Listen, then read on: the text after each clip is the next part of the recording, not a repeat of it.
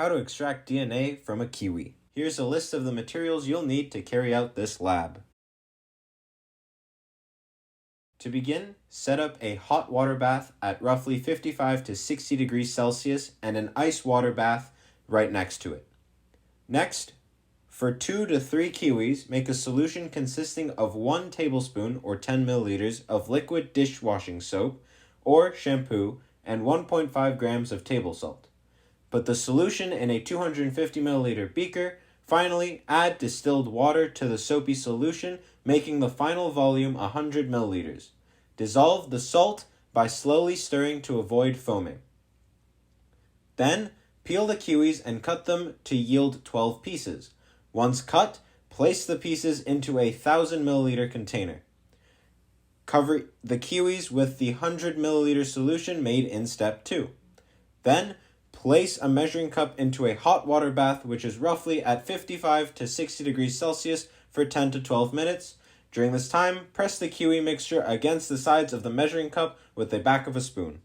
After 10 to 12 minutes, place the mixture into an ice water bath for roughly 5 minutes. During this time interval, press the kiwis against the side of the container using the back of a spoon.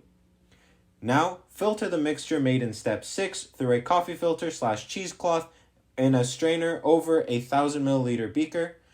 When pouring the mixture, avoid letting foam get into the measuring cup. Now, dispense the kiwi solution into test tubes. Now, add cold alcohol to the test tubes to generate an alcohol layer atop of the solution, roughly 1 centimeter.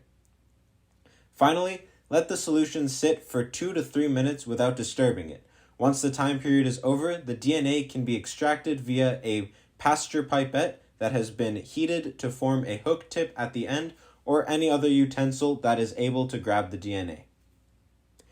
Note, the DNA's appearance should resemble that of a white mucus. What's the importance of detergent and salt? The detergent in the solution will dissolve the fatty molecules that hold the cell membranes together, resulting in DNA to be released into the solution. Later, the detergent combined with the heat treatment used in step 5 will cause lipids and proteins to form a precipitate out of the solution.